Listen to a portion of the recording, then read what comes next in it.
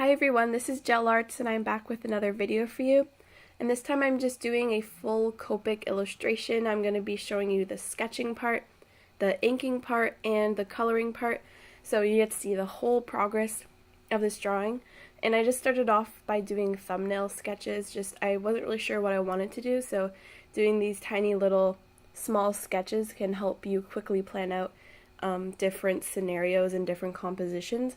And they're very useful for planning your drawing. And I ended up going with the third one I did. Those first two, the first one was just to get a feel of I wanted to do something related to the forest and nature, something very earthy. So I went with the third one and I colored it directly on my scrapbook paper just to plan out the colors and which ones will go well together. This is just the opportunity to experiment and see what colors will go well with different colors, and to work out any bugs before you actually color the real drawing, before you put it on your good paper. So I'm just tearing it out and I'm going to keep it beside me through the whole progress to kind of use that as my anchor for everything else I do related to the drawing. So I did a grid there just to get a sense of the rule of thirds and just the perspective. There wasn't not really much of a perspective here, it's basically straight on perspective. I just wanted to do a drawing where there's someone just relaxing in nature, but it kind of looks like they're a part of the nature and they kind of blend in, but you can still tell that they're there when you first look at the drawing. In the end, her hair ended up blending in with the tree behind her, probably a little bit too much, but it might look cool just to see how she's kind of almost part of the tree, but you'll see that at the end. For now, I began the sketch using my red Pilot Color Eno. It's like an erasable colored mechanical pencil. I actually did a review of these pencils on my channel. I'll link it here if you're interested. I also have the blue one. You can see it resting on the table there to the left, but I didn't end up using it because it doesn't show up well on camera. And if I used it, then you wouldn't be able to see what I was sketching. So I sketch in color first to get the basic shapes and the basic rough outlines, and then I go over with a regular pencil to refine it. And my regular pencil sketch, especially for the foliage, ended up being a bit too messy for my liking, so I went over that with a ballpoint pen, so a third sketch, and then that's what I used to ink it beneath the good paper, but you'll see that process after I finish the sketch.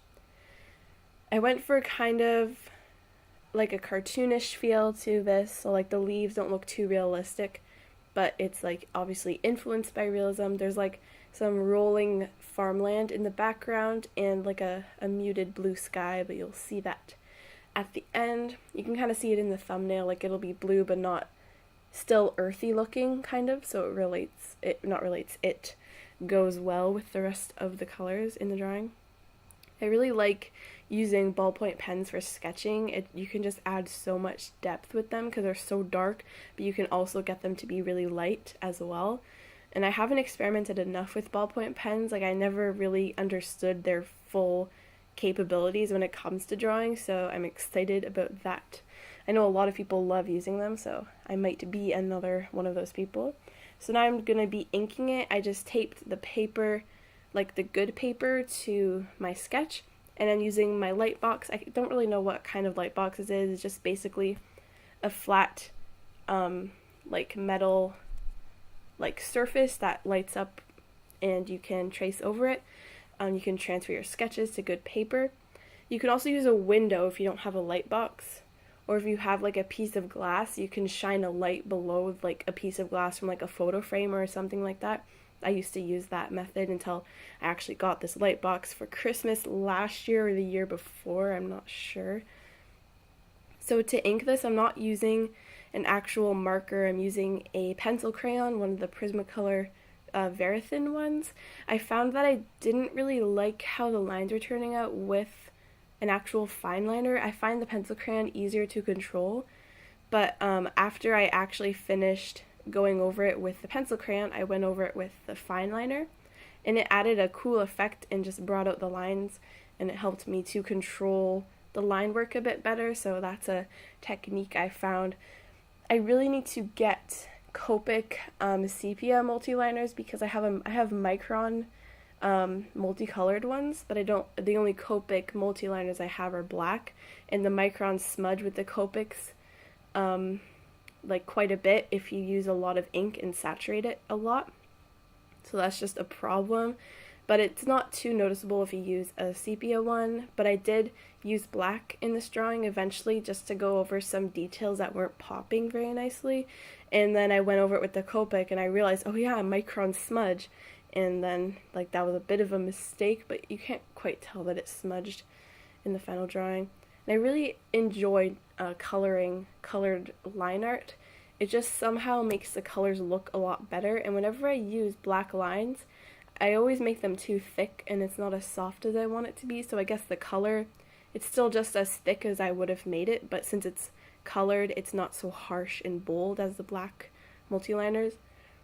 And I recently got this color, it's like that light yellowish green one you see. I don't know what the actual number for it is, but I got it at Michael's recently. It's one of the newest Copics that I've gotten, and they're actually, the Michael's store that I get them from has been really low on supplies, so every time I go I look and it's just the same set of markers. There's like maybe 10 and they're all scattered around, but every time I went I would use a coupon and see if I could find one that I haven't got before, and now I think all the ones that are there I actually already have the color, and then I don't want to get any duplicates. So, but yeah, I got that color and it works really, really nicely when you're shading like foliage, if you want something to be very bright, if you want to lighten up a green. And I really like to layer turquoise colors in with green. It just makes it look so much more vivid and adds another layer of depth to the colors. There's like a set of, it's either 2 or 3 of these turquoise Copic sketch markers that I really like. I'm gonna put the shades that I used, the different colors that I used, in the description, so if you're curious you can look at the description and see what colors I used. And whenever I shade browns, I like to include some purple in the shadows. I just feel like purple really adds to the color of brown, like it just brings it out a bit more. And it's always good to layer as many colors as you can while it's still looking like brown or like the color you're using, because it just makes it look a lot more vivid if you shade with different colors. So I found out that I could layer the purple with the brown very easily with Copics as well, so that was a good thing to discover. Oh, I didn't mention this, but with the hills in the background, I colored them over with the green, and then I went in with the colorless blender and just drew lines, and the colorless blender removes color. So I actually ended up getting some stripes from that, and then I went back in with the original color and darkened the stripes in between the lighter stripes just to make it look like farmland, which was the effect I was going for. Coloring the leaves was very, very fun to just layer and define the shapes of the leaves and make it have lots of movement and a lot of different colors. There's like yellow to green to turquoise in there. So I hope you enjoyed seeing the process of this video. I really enjoyed making it. I like how all the earthy tones turned out, and I really like how the tree trunks turned out as well, and just all the greens are really fun to work with, and all the browns and the purple hues that I incorporated in. It got across the general relaxed feeling I was trying to convey with it. I'm starting to get more and more used to Copic markers and how to use them and different techniques and how to layer them and everything like that. So I hope you enjoyed seeing the full process for this, and don't forget to subscribe if you want to see more and like this video. Thank you so much for watching, and I'll see you next time.